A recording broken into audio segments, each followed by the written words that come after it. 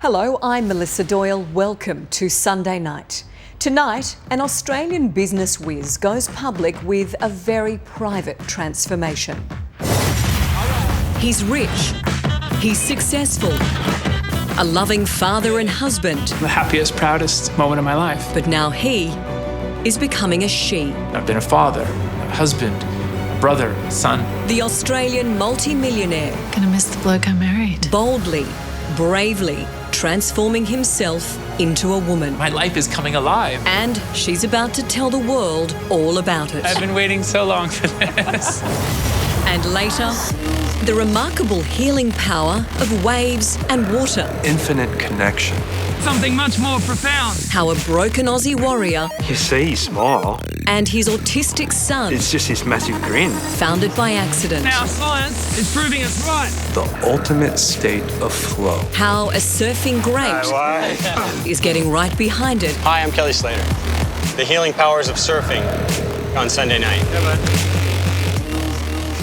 Surfing legend Kelly Slater gives a digger a day he will never forget later in the show. But we're about to take you into the otherwise very private world of a wealthy Aussie and a lifelong struggle to reconcile their gender. For 43 years, it's been a battle of acceptance. There's been personal denial, suppression, a secret lived in private moments. Eventually, though, the need to become a woman, their true self, was irrepressible, and finally, it became inevitable. But there were family and friends to be told what would be their reaction and what would happen when clients, thousands of people underpinning a business empire, learned the canny financial advisor they knew as a man had become a woman. Rani Sadler was granted rare access to see firsthand the sometimes rocky but ultimately very liberating transition of Daniel to Savannah.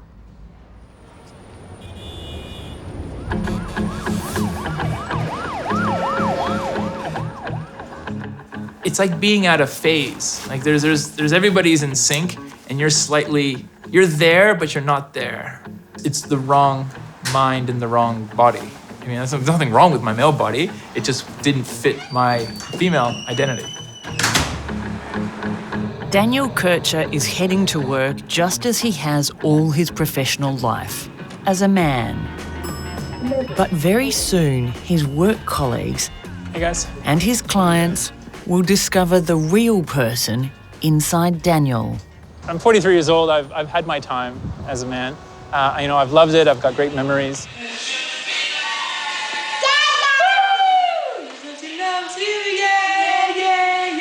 As a man, I feel like I've achieved everything that I've ever wanted to achieve, that I had to achieve as a man. I've been a father, a husband, a brother, a son. I've been an army officer. I've been in business. I've been a sportsman. Everything that I felt I needed to do as a man, I feel like I've done. From the outside, Daniel looks like he's got it all. How old were you when you made your first million? The first million, probably 25? Yes, I want to marry her. He married a woman who adores him and has a bright, well-adjusted daughter who is the light of his life. Got it. But Daniel Kircher is about to disappear. It just wasn't viable for him to continue suppressing his female identity.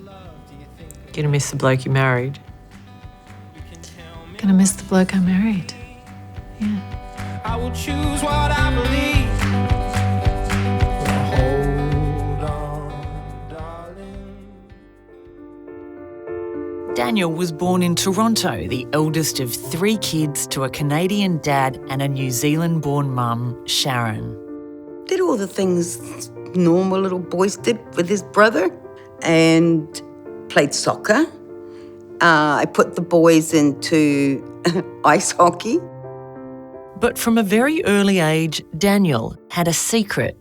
I remember I used to watch the Batman TV show from the 60s, and Bruce Wayne would open his library door and jump on the pole. And he'd be wearing normal street clothes, and he'd jump on the pole, and by the time he slid down to the Batcave, he was dressed as Batman. And I used to have a fantasy of, jumping on a pole and sliding down as a boy, but then landing and being a girl. And I enjoyed doing boy things, but I didn't feel like a boy inside.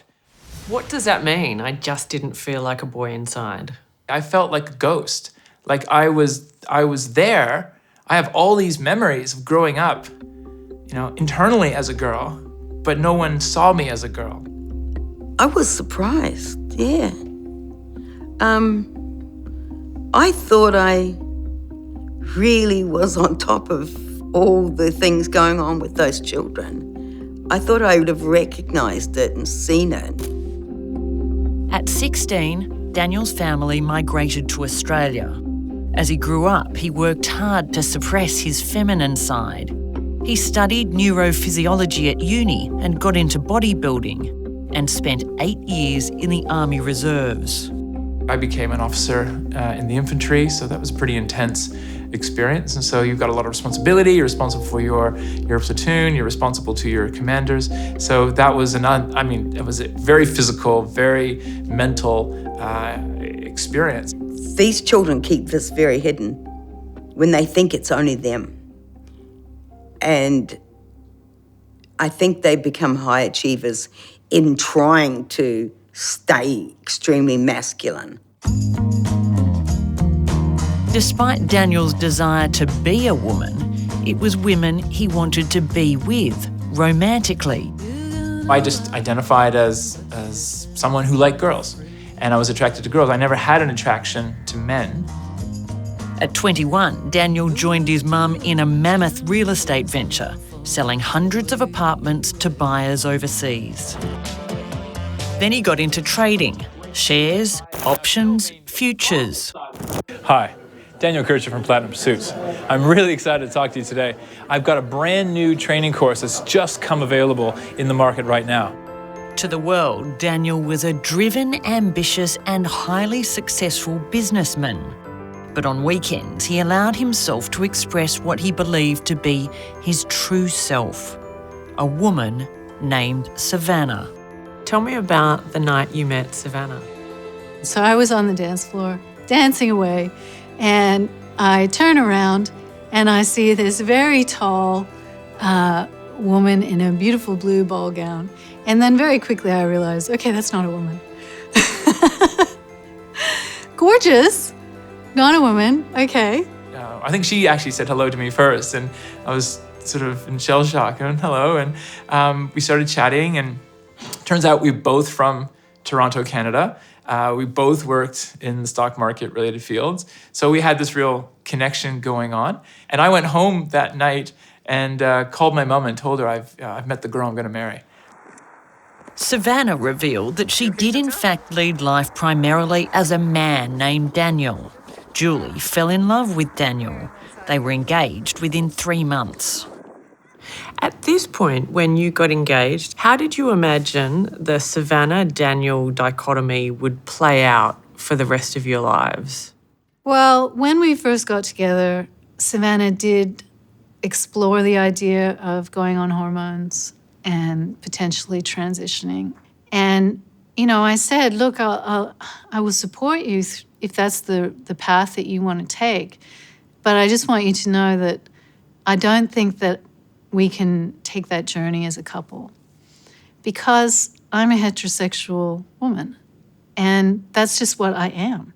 She didn't tell me I couldn't be Savannah. She just said she wasn't interested in marrying a woman. She was interested in marrying a man, but she was comfortable with that man expressing himself as a woman, from time to time.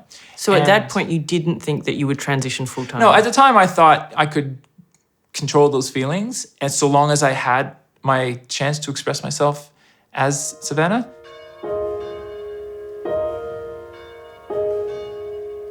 They got married and in 2004 had a daughter. Tell me about the day Chantel was born. She's my everything. She's my child, my angel. Good girl, you didn't put some marbles down it. My inspiration. It was simply the happiest, proudest moment of my life. Don't eat my legs, monster! At home and work, life was beautiful.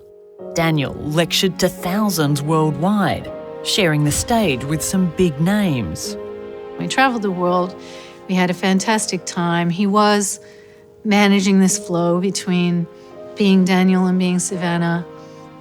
It wasn't impacting on our relationship. It was all fantastic. We had an absolutely wonderful time, and we're really, really happy.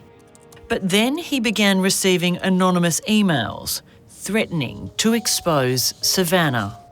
Somebody decided to blackmail me and decided to try to extort $150,000 from me because he had found out about me being transgendered and had found a photograph of me as Savannah.